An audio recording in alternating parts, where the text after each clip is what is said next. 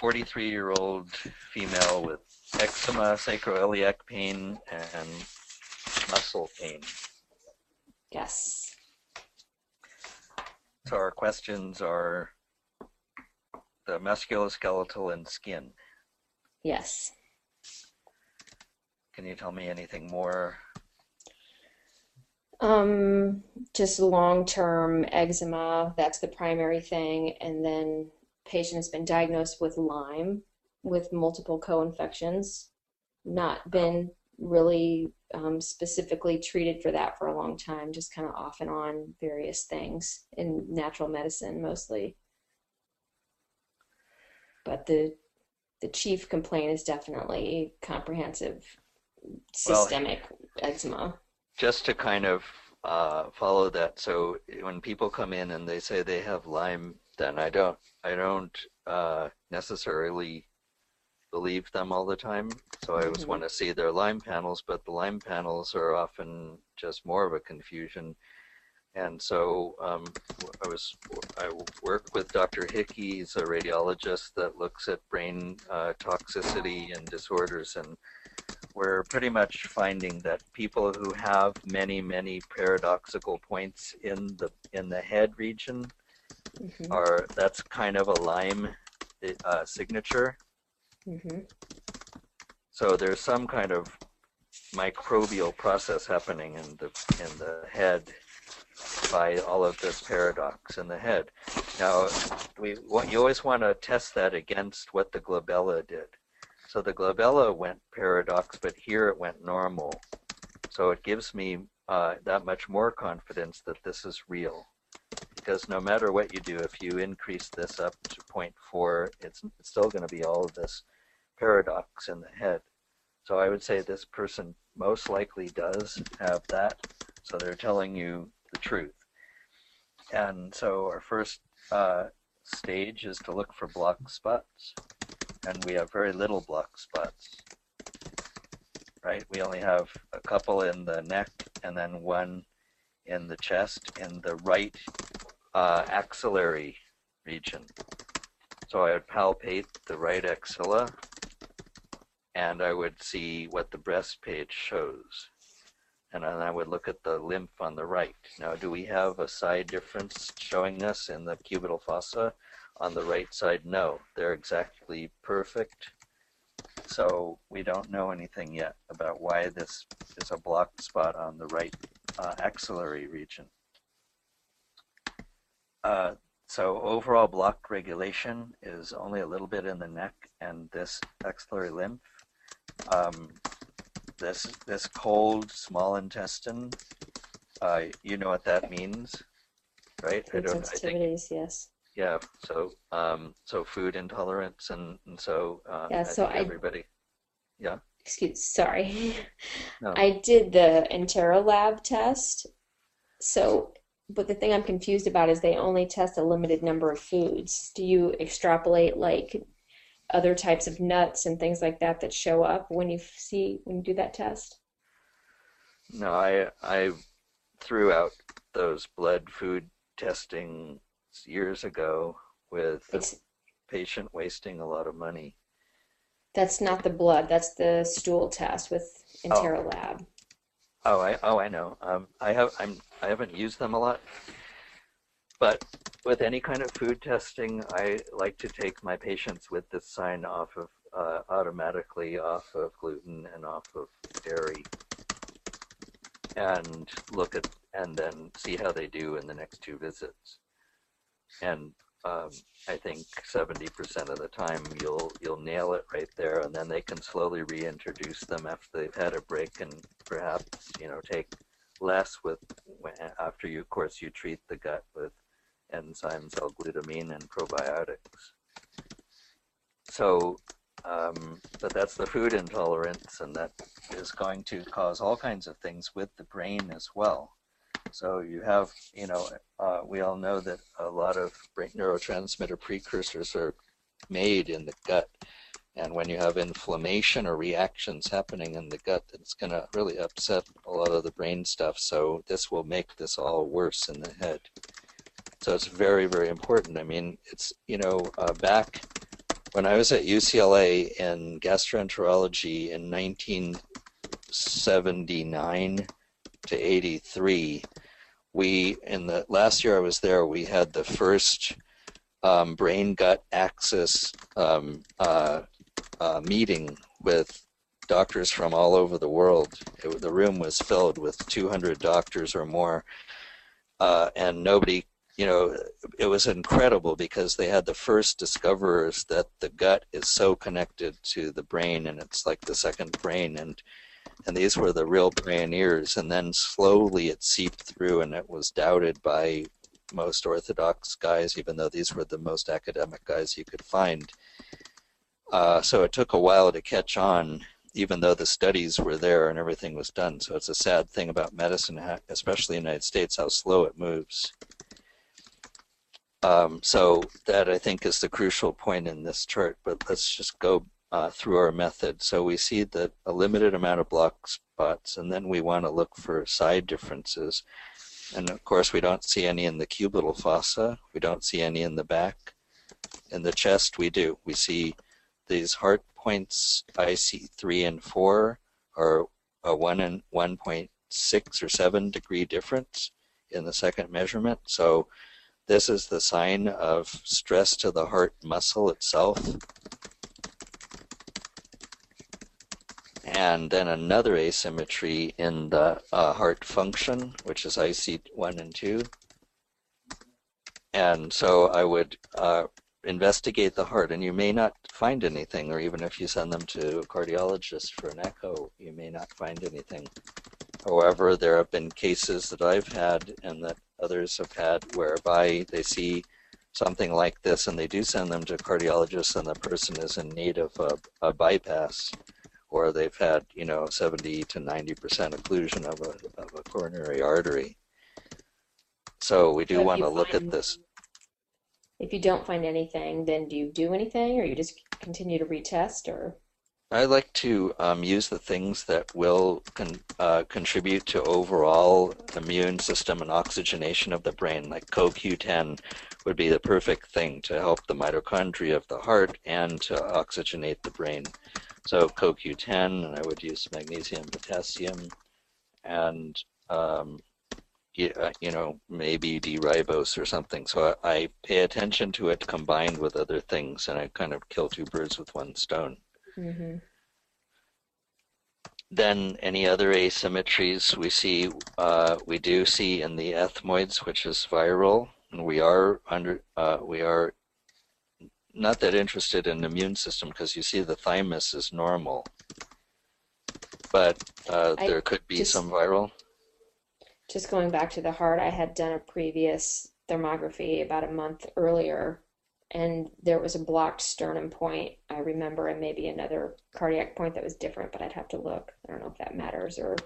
Well, yeah, it might have been indicating something in the region because the sternum represents everything in the region, and then you cleared one, and then maybe it originated in an infection that got into the lymph in the axilla, or a strep got into a valve.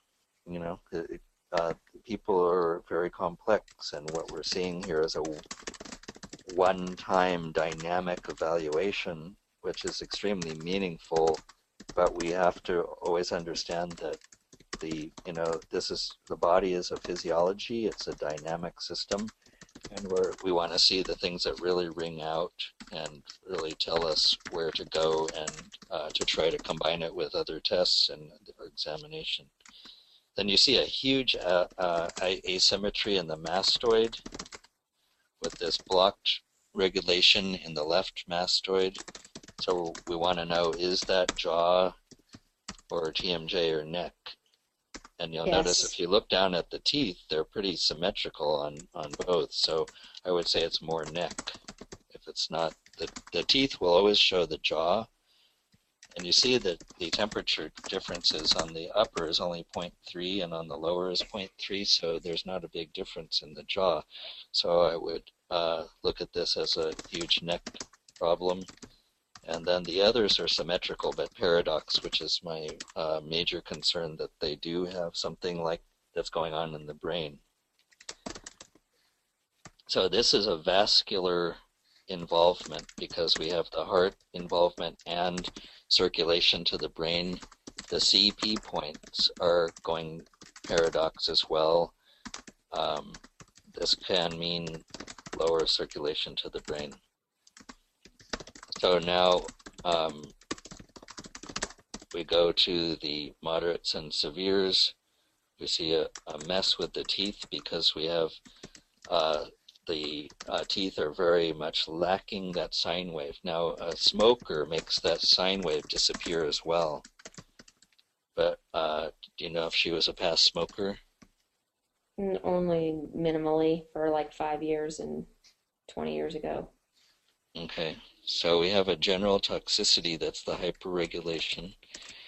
And then we have some cranial or structural, little bit of viral minimal lymph. We have a hypothyroid that may or may not be there. The thyroid is very complicated and it has a lot of factors that enter into it. Do you happen to know if her thyroid is normal as far as you've tested? Not in any recent tests, but it hasn't been tested recently. So then we have these cardiac features coming If in, but Can I ask you they're a not. question about that? Yes, If you do pretty comprehensive thyroid testing and nothing shows up, then you assume the thyroid is okay, or you sometimes assume it's subclinical if they have any degree of symptoms. it's I mean, subclinical or it pertains to connected feedback systems such as pituitary, hypothalamus, and uh, and adrenal cortisol. I'm sorry, are you Here's the asking or you're, No, I'm telling you that I look at cortisols and then I can yes. think about it and think, is there a pituitary thing happening? Are there sleep disturbances?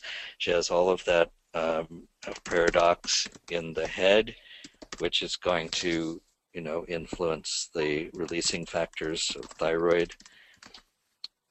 Um, so then there's the heart, and then there's severe food intolerance, some kidney toxicity, and then we go down to our indicator, our explanation to her. So really, she doesn't have too much to worry about except what is this blocked axillary lymph, what is this blocked and paradox lymph, and what is this big amount of paradox in the head. And so those are the things that we want to see cleared. Now, when the teeth don't show, are all showing this massive amount of dotted look, that means that the sine wave of the back teeth being colder than the front teeth, and for that to be a gradual change that's being lost. So all of these front teeth up here are starting at nearly the same temperature. That can be suspicious, but when it's so many, it's very hard to root this out, and it might be a product of, like I say, some kind of toxicity that have caused this lack of the normal circulation to the facial area reflecting the teeth. So when you have all of these meridian systems showing, it's very hard to say, okay, I want to focus on just these two teeth. And you can, let's just say she had interstitial cystitis. Okay, then you'd look at all these bladder teeth. If she had a lung problem because of past smoking, or if she had liver disease, so then you would focus on really looking at those teeth. But with this, the way it is, it's very difficult to focus on one particular tooth. And with the breast, she's not in a worrisome condition because even though she has a side difference and this blocked axilla, she only has 3 out of 12. So I do still want to alleviate this side difference, and that side difference may be because this blocked axilla may be making this breast colder or warmer, and that's where I would focus on the lymph treatment and palpate the lymph to see if that's growing a problem that could end up with the breast criteria much greater than it is now some time. She has the distant related focal, which could be either lymph, but I'm more inclined to say maybe it's the teeth. She has a little bit of lymph load, and then she has a little bit of toxicity. She has this thyroid as a possibility, but then I'm concerned about the heart, and the heart it can be a hidden organ. So there are many people that are walking around. I had a patient who had developed weakness and in his legs, and he came in, his iron was extremely low. So we started a whole investigation of his GI tract, trying to find out if he's bleeding from somewhere. And I sent him to a very good internist at the ER in a hospital here, a very good one that's open to alternative medicine. He found a absolutely bad mitral valve that needed repair or replacement. So we can think that we know what's wrong because of the patient describing their symptoms in a certain way, and this guy had been to 5 other doctors with this weakness condition, so they weren't smart enough to properly listen to his bad valve. It had huge regurgitation. So cardiac can be hidden, and so I would really want to look at this patient there, and I would handle the food intolerance as well as the and try to see if I could get the head values better by antimicrobials, and maybe just do it very slowly while you're doing everything else. So yes, the food intolerance, yes, look into the heart. The thyroid, I would look at other synergistic factors if your thyroid T3, T4, or TSH and TPO are normal. Dental suspicion possible, but that's because of the flat look to the temperatures, and then lymph again. So this is not an absolute clear-cut case, but it does alert you to the cardiac and to the reality of the Lyme disease.